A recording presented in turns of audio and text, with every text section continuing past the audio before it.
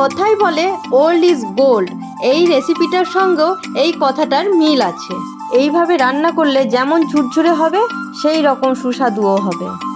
বাড়িতে মাছ এলেই মুড়োগুলোকে রেখে দিই আর প্রায়ই এই রেসিপিটা বানাতে থাকি। এই রেসিপিটার জন্য এখানে আমি হাফ চামচ ঘিয়ের মধ্যে ধুয়ে রাখা গোবিন্দভোগ চালগুলো হালকা ভেজে তুলে নিলাম। আমি এখানে 1 কাপ চাল নিয়েছিলাম।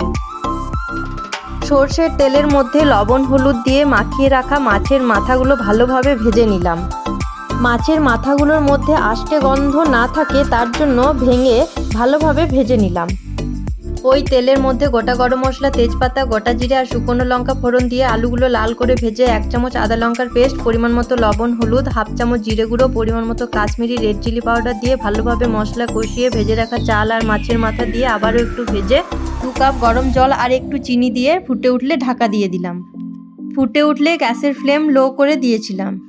এখানে আমি যে পরিমাণ চাল নিয়েছি তার ডবল জল নিয়েছি। জল শুকিয়ে এলে গরম মশলা দিয়ে নামিয়ে নিয়েছি। আমার ভিডিও ভালো লাগলে like, comment, share and subscribe করে দিও।